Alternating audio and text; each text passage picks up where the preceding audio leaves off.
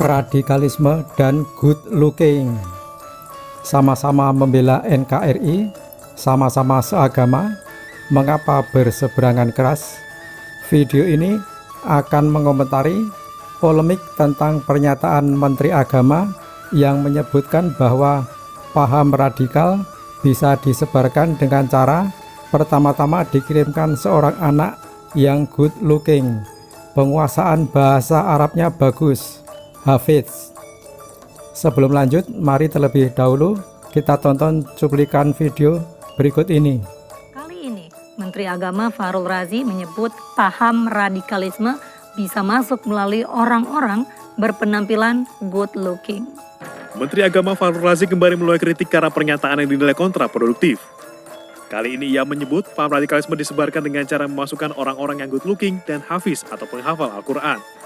Pernyataan Fahrul ini terlontar saat menjadi pembicara dalam kegiatan webinar bertajuk Strategi Menangkal Radikalisme pada Aparatur Sipil Negara. Dalam acara ini, ia juga menegaskan penceramah-penceramah agama di instansi pemerintah harus dari kalangan pegawai. Cara masuk mereka gampang kalau saya lihat polanya.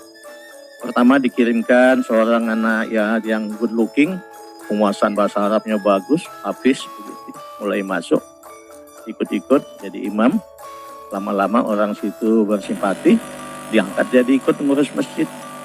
Kemudian mulai masuk temannya dan lain sebagainya. Mulai masuk ide-ide yang tadi kita takutkan.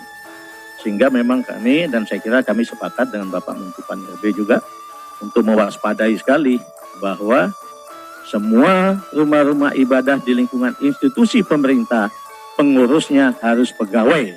Tidak boleh ada masyarakat di situ ikut jadi pengurus. Namun pernyataan Fahrul Razi menuai kritik.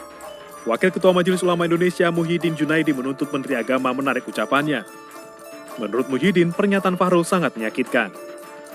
Marah ke Menak, Jenderal Gatot Nurmantio, tangkap sayalah yang makar. Luar biasa ya. Fajar.co.id Jakarta. Mantan Panglima TNI Jenderal Purnawirawan Gatot Nurmantio marah atas tudingan Menteri Agama Menak Fahrul Razi yang menyebut radikalisme masuk masjid melalui orang berpenampilan menarik atau good looking dan memiliki kemampuan agama yang baik atau hafiz. Gatot menegaskan, jika pemerintah menangkap para hafiz atau penghafal Al-Quran, dia akan pasang badan, sebab dia adalah pembina Murojah Hafiz Al-Quran. Saya ingatkan, pada saat jam 17, tanggal 17 Agustus 2017, saya sebagai Panglima TNI di Markas Besar TNI di Cilangkap, saya mengadakan Murojah oleh 1000 hafiz Quran dengan tema memohon perlindungan Allah Subhanahu wa Ta'ala untuk bangsa ini. Kata Gatot berapi-api saat berpidato dalam acara deklarasi Koalisi Aksi Menyelamatkan Indonesia kami di Rumah Jumhur Hidayat di Bandung, Jawa Barat, Senin 7 September. Ini Jumhur Hidayat juga, kami juga.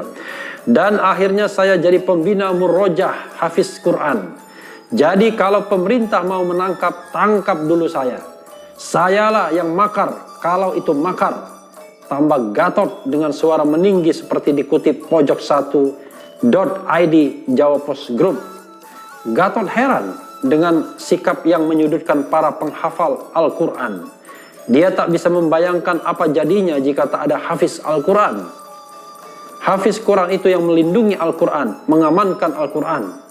Bayangkan kalau tidak ada hafiz Quran.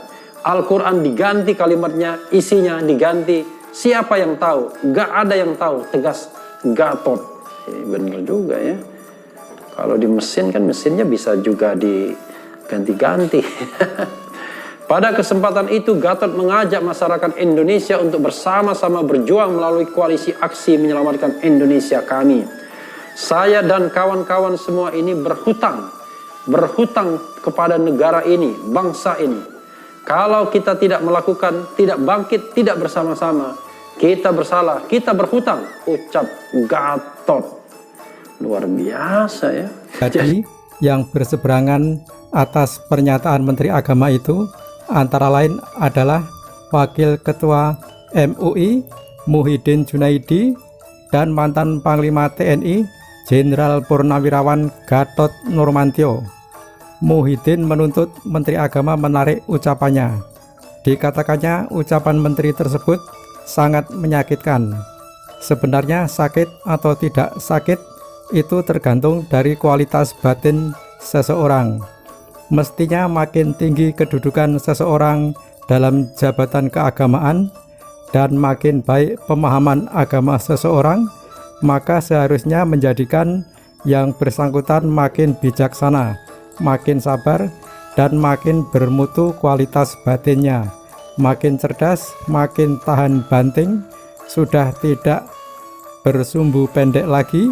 Inilah sebenarnya manfaat dari seseorang memeluk agama.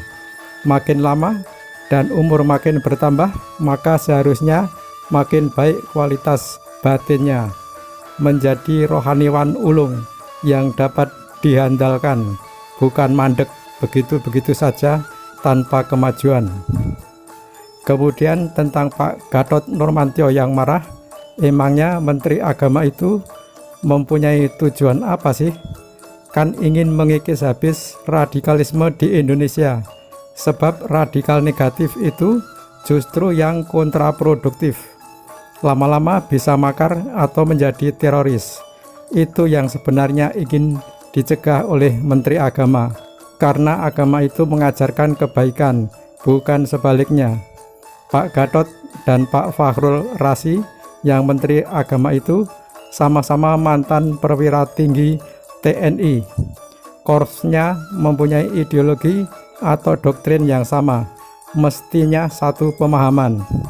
Jangan sampai karena yang satu masih aktif dan yang satu sudah tidak aktif di pemerintahan lalu berseberangan. Namun kiranya yang bisa difahami itu adalah karena Pak Gatot yang personil KAMI yang sudah kecewa itu salah dalam memahami atau salah dalam memaknai kata-kata Pak Fakhrul Razi.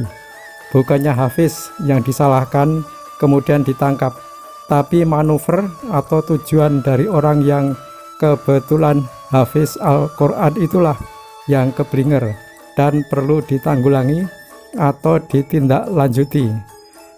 Di sini kembali lagi, kalau ditinjau dari sisi spiritual, maka masalah pemahaman atau pendalaman agama yang kurang paslah yang bisa membuat seseorang itu salah langkah.